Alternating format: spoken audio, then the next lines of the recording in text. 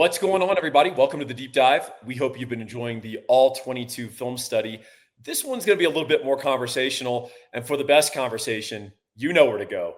Inside Texas, join right now for $1 American dollar. You could try to use a Canadian dollar, but I think that's about 67% of the value of an American dollar. So you might need $1.50 Canadian for those of you who live in Toronto. When you join with $1, you get a full year of access to The Athletic. Pretty good deal, Ian, to get the best conversation. That's where you and I write, and this is where you and I opine. Please like, please subscribe, and please offer your comments in this channel. Ian, today we're going to talk about a topic that might be in the air, in the zeitgeist, which is how do we get Arch Manning right? And how do we set him up for success? And then how do we go about evaluating his play as a quarterback? Because we have said that this is an imperfect supporting cast, but there's also some moments where it's pretty clear that Arch is the point of failure in the offense. So how do we get Arch successful?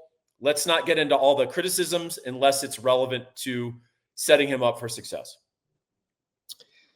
There's so many answers to this. So much of it depends on where Arch is mentally, like where he truly is and what he's been honest and forthcoming about with his coaches. Is he just telling them the same thing he's telling the media? I was like, it's cool, I'm good. Or is he actually vulnerable enough to be like, hey, I'm just stressing myself out here? I think if the yips get to a certain point, you got to be able to do the latter to really get past it. I think if it's internalized and bottled up, we're just going to do some psychotherapy here on the show today. Okay. Wow. I should have grown a ponytail for this segment. Yeah. When it's a totally internalized, it's a pressure cooker. So that's an important detail. But just for us on the outside, I would think running some stuff that just helps him build some confidence and get comfortable early is the first ticket. What do you think? Yeah, I would be very suspicious of anything that he says to the media. I mean, he can't burst into tears and say the pressure's too much. I mean, he needs to say, I'm good. We're working to get better. I mean, he's a smart guy. He's media trained. He's media savvy, not just through Texas, but of course through his family. So like people trying to intuit things from the press conferences, I just think you're dissecting stuff that's not meaningful, right? I do think there's something to what you're saying, which is there's a tendency as the quarterback, especially on a football team, because you understand your position of importance and your position of leadership, that you don't want to say, hey, I'm kind of seeing ghosts out there, right? The famous Sam Darnold quote when he was playing with the Jets. Because you want to give an illusion or at least a sense of confidence and, hey, I'm the guy. You're right to trust me. You're right to believe in me. By the way, Arch may also feel I'm okay out there mentally. Like I don't know what's going on. I'm pressing too hard and my mechanics are falling apart. Help me out. I mean, even that sort of vulnerability is helpful as well, right? So I don't know. I think beyond the off the field mental conversation and the psychological impact, what can you do tactically, X's and O's wise, game plan wise, to get him right in what is a glorified scrimmage? Texas can play very poorly against this opponent and win the game. Yeah. It's a glorified scrimmage. It's our third of three. And each one is lowering actually in level of difficulty. Believe it or not, UTEP was not a good team. We just made them look, competent. What can we do tactically out of the gate to get Arch Manning going?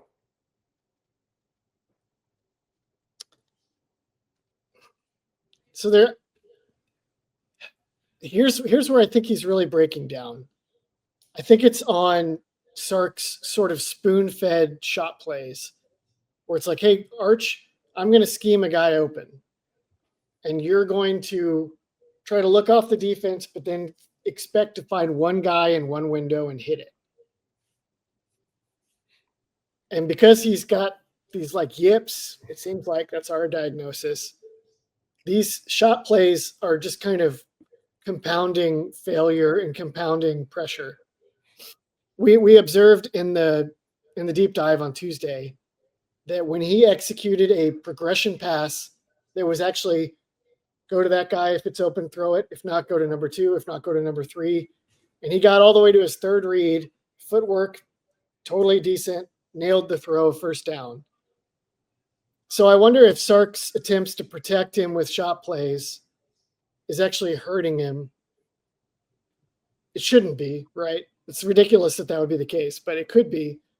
Maybe helping him get into rhythm with plays where he has to move around would be better. There's also the school of thought that's like force feed him one read throws until he overcomes his fear of failure by failing repeatedly and it being like, you failed again. World's still here. Crowd's still booing. Didn't make a difference. Try it again. I'm not sure which of those is better. Well, I don't pretend to be an expert in psychiatry or psychology. However, I do know that real therapy or real traditional curative psychotherapy is focused on you actually confronting your demons. Yes. It doesn't say avoid, which seems to be a modern offshoot. But if you're really scared of dogs because a dog bit you when you were a kid, the goal is that ultimately you end your therapy session petting a dog. Right. And so you need to see a dog. You need to approach a dog. You need to touch a dog and realize it's not going to bite you. Go get a golden retriever or a golden doodle, right? And you need to gain some comfort.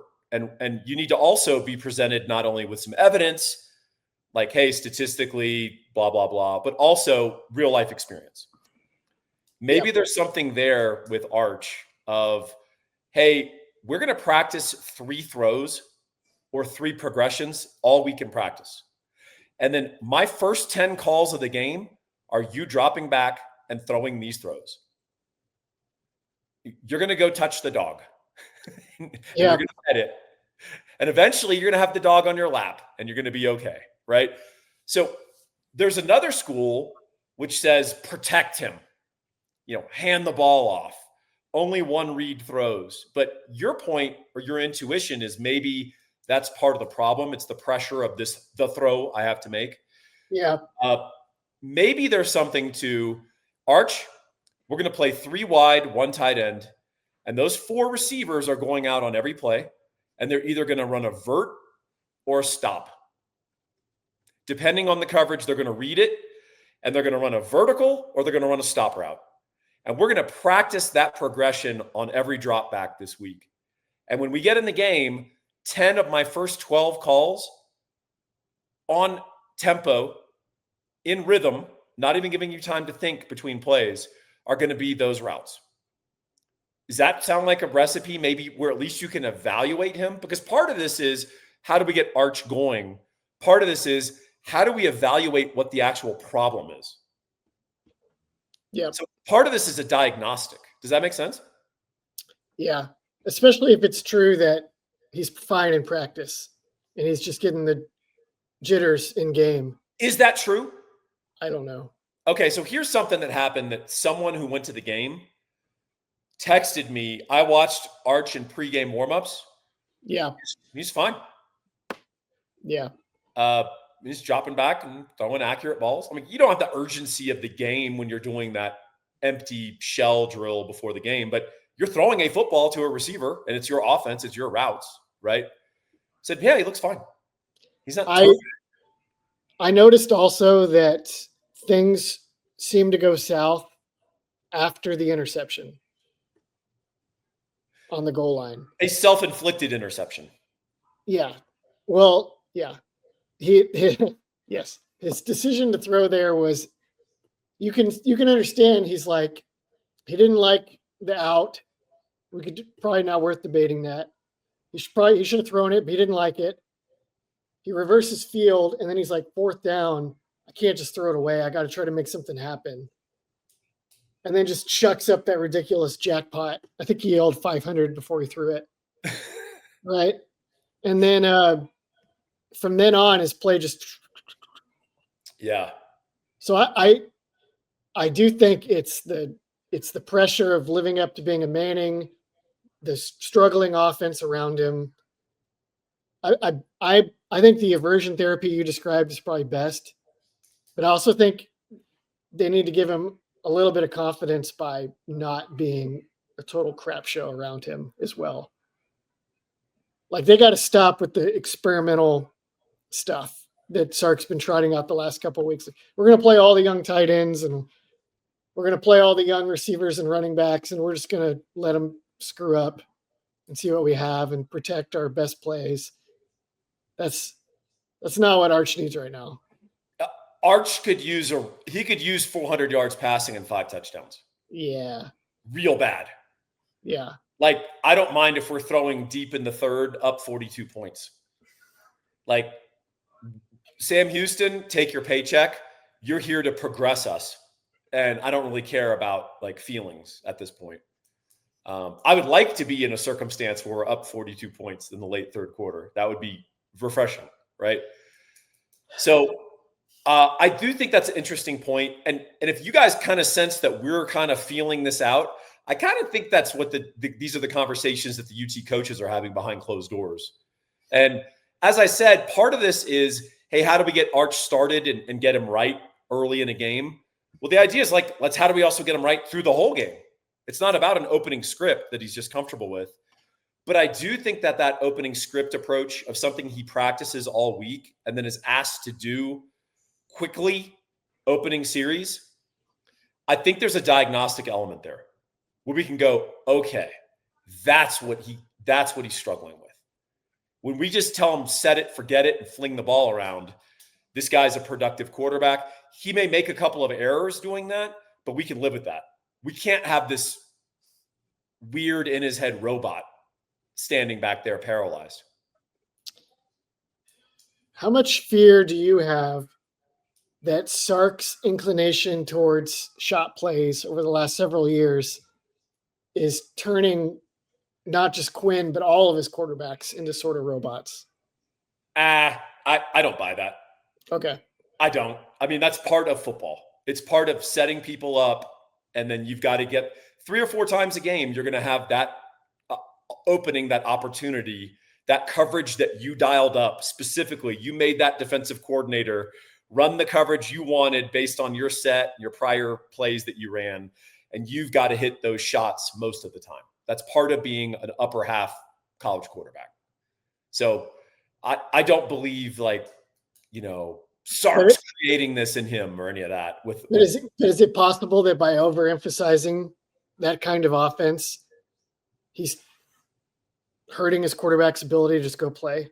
So other than a old school pre-Randy Moss, New England Patriot, hyper efficient check down offense of short precision throws on time, which Arch has been muffing, right? What offense doesn't have shot plays? I mean, you're the guy who coined the veer and shoot. Its whole premise is setting up shot plays. And if you overcompensate in coverage, you just run the ball through big splits over and over until you can set it up again. I mean, what was Art Briles' number one requirement in a quarterback? You remember? No. Arm strength. Literally all he cared about. Yeah. His guys had to think on the field, though. Like, because they had all these option plays that they were always running. Not many options. Not many, but they're making decisions all the time. Yeah. So what is this offense in which he's not having shot plays or setups? What if they just ran more, what if they ran more RPOs? Okay. More quarterback option runs. I mean, they need to do both of those things anyway because. Yeah. I mean, so I'm agreed, but that's not the entirety of an offense. What if they ran more actual drop back progression passing? 1, 2, 3. Maybe. Usually the reason you don't do that is not because it's the only thing your quarterback's good at. It's usually the very opposite of that. Because they can't. It's because they can't. Yeah. So you just make it easier. Yeah. These are interesting questions. And these are the questions that Texas is going to have to ask. There's one question that there's only one answer. And you've got to go in with the best possible game plan. This is the guy you want hitting big shots and delivering strikes for you. It's Gabe Winslow, 832-557-1095. This guy ain't a system quarterback. This guy's a baller. This is the guy you want. Over 20 years in the industry, National Merit Scholar, law degree. Here's the deal. His deal that he has with a lender that they extended to him, been extended to October 1st, which is if you currently have an interest rate you're dissatisfied with in the mid sixes, possibly even a tad lower, give Gabe a call. He can refi you for free. There's really good stuff happening right now in the markets. And specifically, Gabe has access to a program through October 1st where he can refi you for absolutely free. No strings attached, no nonsense. You're crazy if you don't dial the phone right now. 832-557-1095. All right, Ian, as a parent, we have expectations of our children, and we obviously give them a lot of love and support, and we understand that Rome wasn't built in a day. But we also understand that when they fail to meet those expectations, despite all of our love and support, there needs to be some consequence. And there needs to be some learning. And sometimes that comes with a little bit of discipline, or sometimes it just comes from removing them from the situation, giving them a little distance and saying, this is how you behaved. This is what you're doing. Is this good for you? Is this good for our family? Is this good for your future? And the kid goes, no, not good. Right? My point is, what if these failures continue? What is the appropriate decisional architecture for benching Arch Manning? And when I say benching Arch Manning, I don't mean banishing him to Louisiana Tech and telling him to clean out his locker. What I mean is, hey, we just practiced these 3 plays all week, as you and I discussed in the opening segment. You went 0 for 9 and threw a pick, okay, across your body.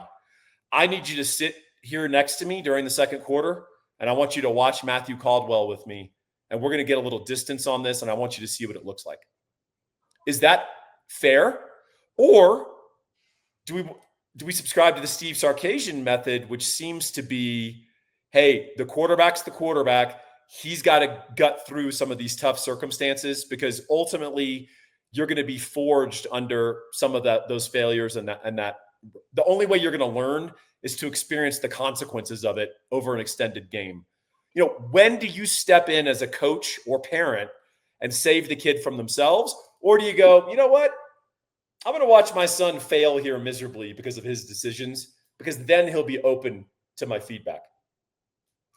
If it's me, it is you. Yeah, great. I'm letting him fail up until the point where failure becomes untenable for everyone else, which I have for me, that's the Oklahoma game.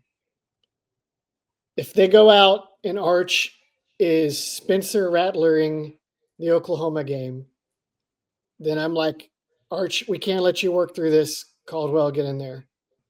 I'm willing to be sloppy and crappy against Sam Houston State, and I'm willing to lose in the swamp. But the Oklahoma game for me that's like a sacred kind of deal. Like I think the potential ramifications of benching Arch are enormous. I think to do that with any quarterback is enormous, and then to do it with Arch is times 2. That doesn't mean that Sark shouldn't do it at some point, but you can't just ignore the fact that it's headline news nationally. It reflects really poorly on your program if you allowed this golden child to get broken down, whether it's fair or not. You know what I'm saying? And it potentially sends the message to your team that everything is FUBAR and that you're throwing in the towel on the whole season. So is it instructive that Spencer Rattler was benched not once, but twice in Red River shootouts, and then was reinserted into the game to win it? See that? That's the other thing. That's a risk as well. The first time they pulled him, right? They put Tanner Mordecai in, and Tanner Mordecai didn't do anything. Yeah. And so they just put Spencer Rattler back in, and he actually had totally regained his composure and played pretty well down the stretch for Oklahoma to win that game. Well enough, right? The second time they pulled him for Caleb Williams, and I think Lincoln Riley had the exact same mindset of just settle down for a minute. Caleb will hold it down. Then Caleb started doing stuff that was good. And then it was like, shoot, I can't pull Caleb out of this game right now. And Spencer Rattler's season was effectively over, which I think actually hurt Oklahoma later on when Caleb Williams hit the freshman wall and he was like, oh, he's actually doesn't really know what he's doing. And they lost like 2 or 3 games in a row down the stretch. And then Riley bailed for USC, right? There's a risk where you put Caldwell in, Caldwell performs because Caldwell's like a vet and he knows what he's doing and he's solid. But then you're kind of like stuck with Caldwell amidst this national poo storm of coverage. You see what I'm saying? Yeah, I mean, so I get it. Caldwell could come in and play competently or even well. He's not Caleb Williams, right? In that you're just making a rough analogy. So the point is, I think you use Caldwell as a calming tool and a demonstrative tool, which is this is what the offense looks like with an unremarkable quarterback doing what he's supposed to do. Yeah. And we just had 3 scoring drives in a row, and we haven't done that all year, Arch. You're more talented than him. We know that. You know that. Do you now understand in front of your eyes what a guy in a game can do who's average, who just does what he's asked to do? Does that help you understand like what's going on? Because I do think the Mannings have done a good job raising their kid. By all accounts, Arch is a good dude, right? But you do have to understand he hasn't experienced a ton of adversity in his life. Yeah. And you really do become forged as a pro athlete or even a quarterback, especially by experiencing some adversity and then coming back and fighting through it. So I don't really care about the outside perceptions, to be honest. I think I care about what serves the program. Like, look, I only care about them insofar as they weight down the entire team. Because you know what weights down the entire team? Losing. A player who keeps starting who's not performing. Yeah. There's also that. There's a credibility aspect. And people will afford more freedom to a quarterback struggling because of the nature of the position. They understand it's not left guard. Yeah. However, if your quarterback keeps undermining your chances to win games, the rest of the team has a lot bigger problem than that, than what Paul Feinbaum's saying. So go ahead and finish your thought, and then I got a question for you. Well, I was just going to say, I think, is the state of Tennessee quarterbacking better right now or worse, having lost their golden child? It's an interesting example. And now, Arch and Nico are completely different people, and the reasons for the departure are completely different. But my point is, we tend to have a very narrow focus on like, this guy, we'll never have another quarterback again. Oh God, what are we going to do? 5-star quarterbacks bust all the time. It's common. So I don't think you want to put too much weight on this. You want to put the appropriate amount of weight, which is quarterbacks have to struggle. They have to progress. They are going to have setbacks. You do have to be pretty loyal to them to let them play through it. But at a certain point, you pull the guy out of the game and say, you're going to watch with me for a quarter, and I want you to see what a competent quarterback does in our offense. I wonder what a competent quarterback does in our offense, because sometimes I actually don't know. That's part of the problem. Because you could do that, and then Caldwell throws a pick six like 2 plays later, and then Arch is looking at you like, Then maybe that would help him too. Maybe. Shoot, at least I didn't do that. Okay. What did you think of my parameter for when you pull away, when you start doing no tolerance with Arch? I don't think the game matters per se. Oklahoma game matters, Paul. Well, clip that. Paul doesn't think games matter. Why is he talking about ball? My point is I don't have a special sainted game that this is the one that we could bench him. I think it's, I hey, do. dude, we prepped Sam Houston all week. We gave you these 3 throws. We showed you they're going to be open. They were open in the game. You turfed 7 in a row and you threw a pick. Sorry, man. I don't care that it's Sam Houston. I know we're going to win the game anyway, but you need to sit for a quarter and watch Caldwell. What if, so you've painted, I can agree with that. I think that's Okay. fair. But what if it's not that? Not that clean. Yeah. What if he doesn't turf all 7, you know? I'm more tempted to let him muddle through. Okay. Yeah. Yeah. I'm not doing this emotional like fan that Arch needs to learn. Like I'm trying to make evaluations based on sound decisions, support, and then just an evaluation of what he's actually seeing, what is being presented. Hey, if Sam Houston runs drop 8 and we're trying to do max protect 2-man routes and everyone's covered, I'm not mad at Arch. Joe Fan will be like, Arch is outrageous, blah, blah, blah, right? I'm not mad at Arch. We're calling stupid plays, right? But that's not really been the problem. As you and I have observed very early with our red zone woes, it's not really the play calling. It's the execution. And we can point repeatedly to the person failing and show people in slow motion. And people will keep saying, yeah, but a different play call. And you're like, all right, well, I can bring you to water. I can't make you drink, right? On that, we don't really need to get into this, but some of the goal line designs recently feel a little more like Sark thinks that he just needs the right play call too. Yeah, well, I mean, we should be lining up and running the ball in. It's just not a great insight. Sorry, but the best way to score in goal to go is line up and run the ball inside into the end zone. That is the best way to do it. There's different ways to do that, by the way. Arch can keep it. Arch has several rushing touchdowns this year for in red zone, right? Either scrambles or called plays.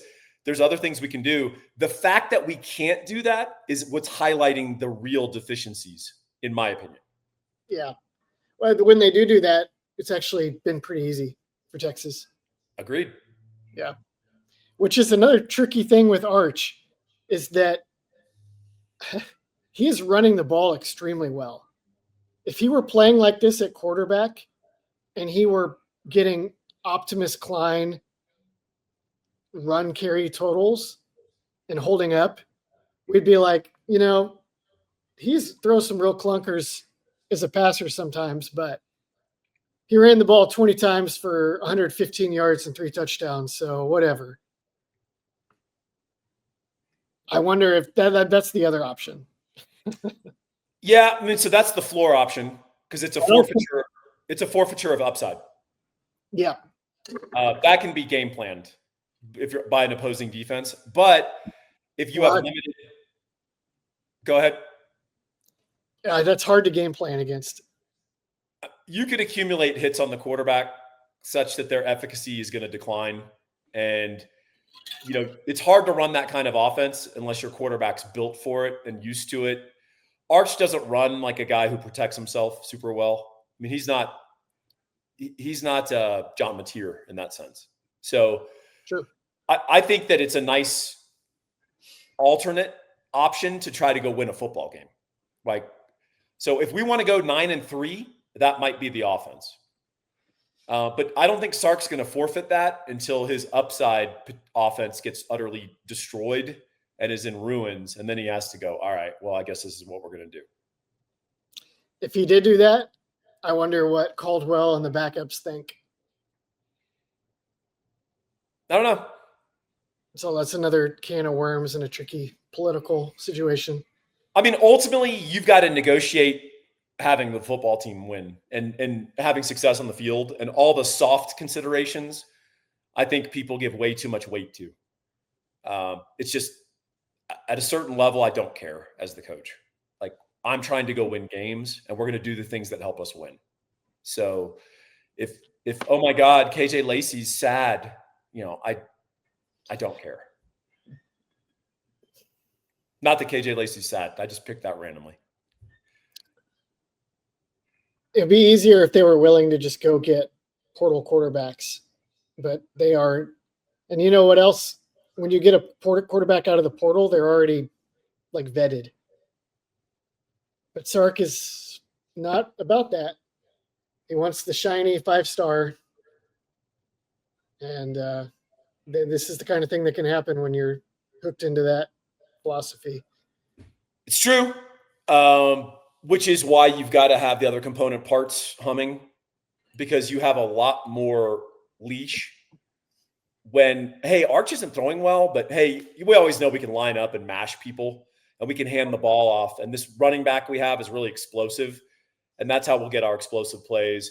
We'll bring Arch along. Yeah, we're still going to win these games easily. And, Vanderbilt, Arkansas, they're no threat to us. Kentucky's no threat to us because we're just going to smash them. And Arch will progress. When everything else is failing, Arch is the only guy who has thrown for or rushed for a touchdown on this football team 3 games in. So when everything else is kind of shaky and some position coaches, frankly, haven't done a great job for Sark in being honest about what's going on with their unit, then you have a larger problem. And that's why we're at this sort of impasse, trying to figure out what can be done, in season, vastly unpreferable compared to figuring out what can be done in January, because you can do a lot of stuff to fix stuff through player acquisition or scheming. Well said. Thank you. And on that note, we're going to say thanks to all of you. Thanks for being our listeners. Thanks for your participation. Go join Inside Texas. Most of all, subscribe to this channel. Like this content. The only way we know that you guys like it is literally to like it and then send it to other people to view. Thanks for your time. This has been The Deep Dive.